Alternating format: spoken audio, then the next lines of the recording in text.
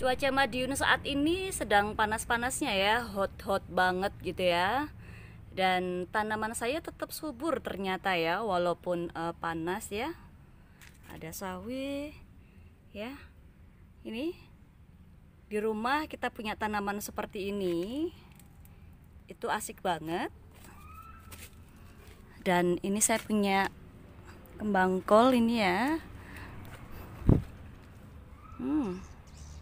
Ini ya, sudah siap petik dia. Ini dia umur 4 bulan. Ini beda umur ya. Di Madiun yang panas dan kita bisa menanam kembang kol yang biasanya saya temui hanya di daerah Sarangan ke atas. Luar biasa sekali ya, saya juga tidak pernah menyangka bisa menanam seperti ini. Ini bunganya sudah muncul juga.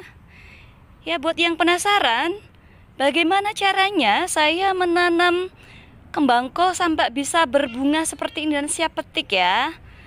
Ikuti terus videonya sampai selesai.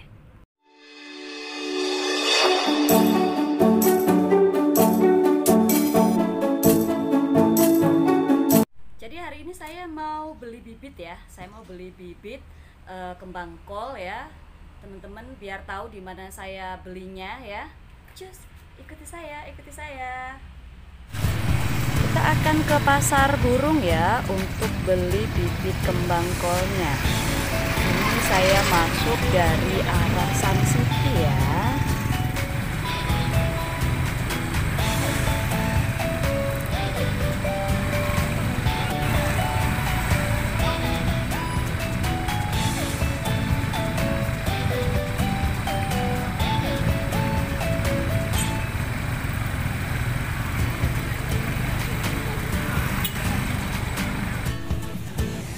Nah, ini tempat saya membeli bibitnya ya, ini masih arah pintu masuk ya.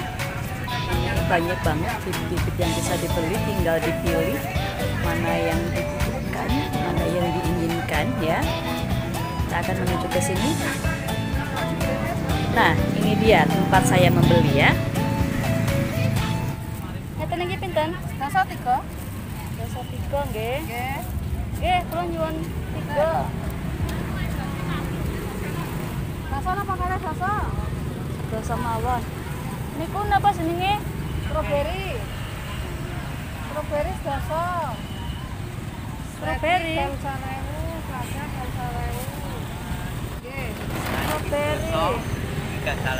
Ini ada strawberry. Nah, seledri Strawberry 5.000. satu. Iya. Nek selada bu. Ada 1000. Ada selada. Ya.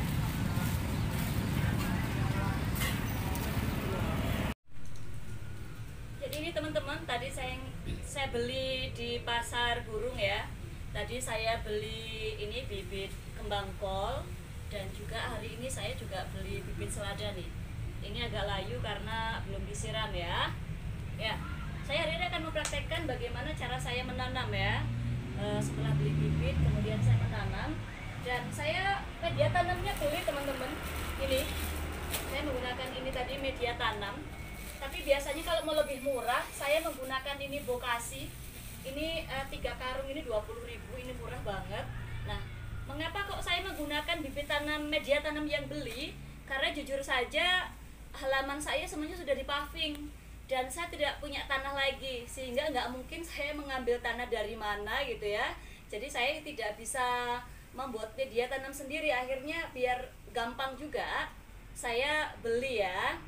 Dan saya menggunakan ini polybag teman-teman, seperti ini. Ini akan saya kasih media tanam. Jadi gampang banget. Saya pikir semua ibu juga pasti bisa kok menanam seperti ini ya. Tinggal masukin ke polybag, terus kemudian ditanam gitu aja. Cuma kalau menanam ini yang lebih dibutuhkan adalah bukan soal menanamnya, tapi lebih cara perawatannya. Itu yang paling penting ya. Karena kalau percuma udah ditanam tapi teman-teman tidak merawat, itu percuma juga gitu kan. Karena memang tanaman itu butuh perawatan yang ekstra ya, bukan ekstra hati-hati ya, tapi kita rawat dengan penuh kasih sayang, maka niscaya tanaman itu pun juga akan menunjukkan juga gitu kan, dengan dia akan menjadi subur, dia akan menjadi hijau, dan itu adalah salah satu kepuasan buat kita. Ini kalau nanam teman-teman jangan penuh-penuh ya, untuk media tanamnya harus dikurangin dulu ya. Ini kita buka seperti ini.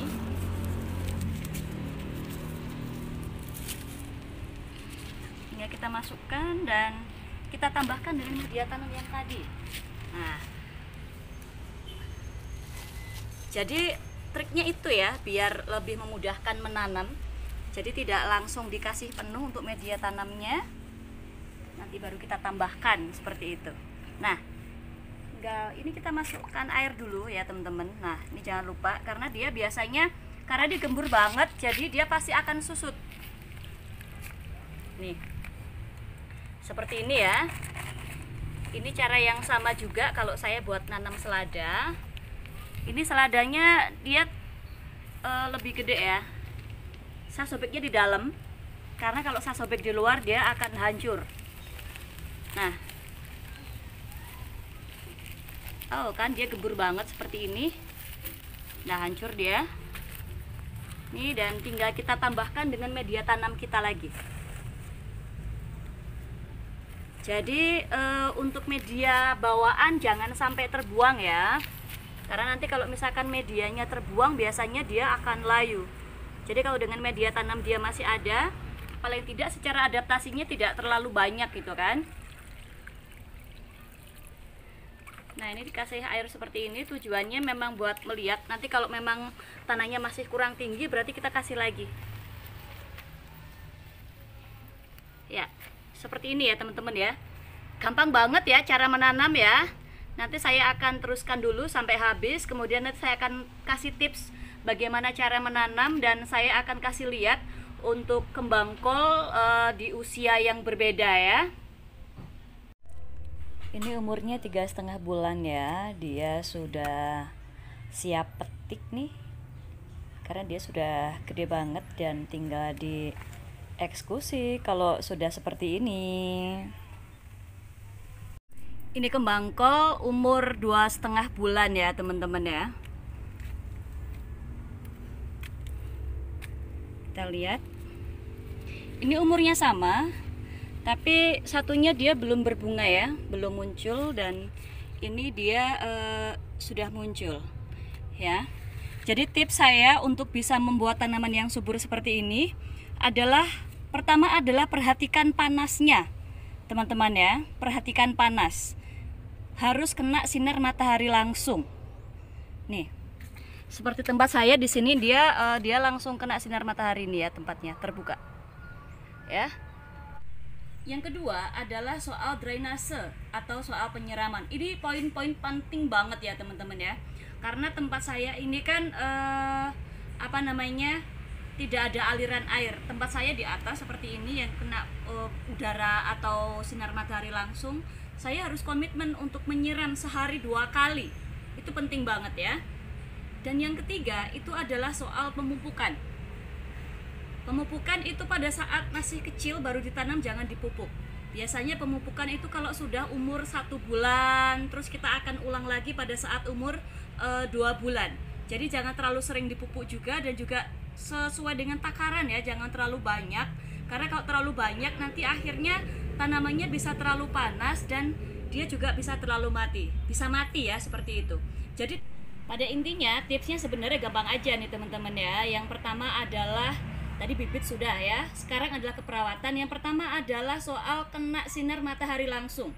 Ya, saya pernah punya pengalaman, dia itu satunya saya tanam di atas yang sinar matahari langsung, satunya di bawah. Ternyata itu hasilnya sangat-sangat berbeda ya. Jadi kena sinar matahari yang langsung yang pertama. Yang kedua adalah soal drainase atau soal pengairan. Ini poin paling penting menurut saya ya, karena dia kan memang butuh banyak air. Seperti kita ketahui dia biasanya hidupnya kan dataran tinggi ya, dia dingin ya.